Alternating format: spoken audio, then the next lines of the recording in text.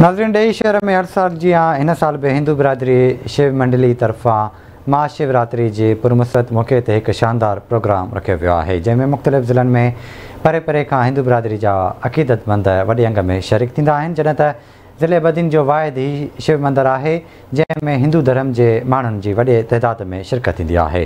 उन हवाले सां रिपोर्ट करे रहियो आहे महबूब अली खोसो। ॾेई शहर में हर साल जीअं हिन साल भी हिंदू बिरादरी जे शिव मंडली तरफ़ां महाशिवरात्रि जे त्योहार जे पुरमसरत मौक़े ते हिकु शानदार प्रोग्राम रखियो वियो, जंहिंमें मुख़्तलिफ़ ज़िलनि ऐं परे परे खां हिंदू बिरादरी जा अक़ीदतमंद वॾे अंग में शरीक थींदा आहिनि। जॾहिं त ज़िले बदीन जो वाहिद ही शिव मंदिर आहे जंहिंमें हिंदू धर्म जे माण्हुनि जी वॾे तइदाद में शिरकत थींदी आहे। हिननि आवाज़ टीवी सां ॻाल्हाईंदे चयो त अॼु पूरी सिंध जीअं ॾेई में बि शिव शंकर शेवा मंडली तरफ़ां ये महान मेलो मल्हायो पियो वञे।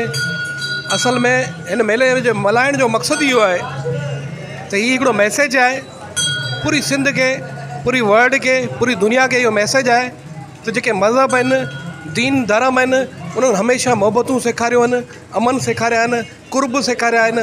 उन ई लाइ शिवरात्रि बि उन शइ लाइ हिकिड़ो पैगाम आहे। शिवरात्रि जेका असीं हींअर मल्हाईंदा आहियूं, शिव शंकर भोलेनाथ 6 महीना पाताल में रहंदो है, जॾहिं वो आकाश में ईंदो है त असांजी ख़ुशीअ में ये शिवरात्रि मल्हाईंदा आहियूं। उसी में असां ही शिवरात्रि मल्हाईंदा आहियूं। शिवरात्रि जी रात जेका पूरी दुनिया में मल्हाई थी वञे, जिते भी हिंदू रहनि था, उहे ॾेई शहर में बदीन ज़िले जो वाहिद मंदिर है जेको हर साल वॾी धामधूम सां मल्हाईंदा हुआसीं। हाणे त मेले जी निमा थी वियो आहे। इहो भॻवानु श्री शिव शंकर भॻवान जो जेको आहे पातालोक में अची जेको पृथ्वी लोक ते अचे तो, उनखां पोइ माता पार्वती सां विवाह करे तो, उनकी खुशी में मल्हायो वञे थो। जेके भी हिंदू कमेटी जा माण्हू आहियूं, वही सभु परिवार जेको भी असीं माना सभु मैसेज ॾियणु चाहूंदा।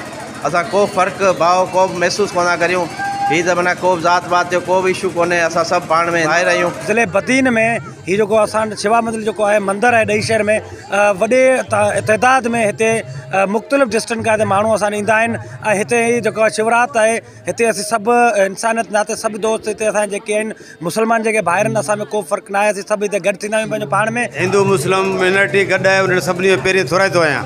उन सां गॾोगॾु ही असांजे हिंदी में उनखे शिवरात्रि चयो वेंदो आहे, जेका ही तमामु धाम धूम सां मल्हाई वेंदी आहे। हिननि जो वधीक चवणु आहे त इंसान जो मज़हब भले कहिड़ो बि हुजे, पर हर मज़हब प्यार ऐं भाईचारी ऐं अहसास जो दर्स ॾिए थो।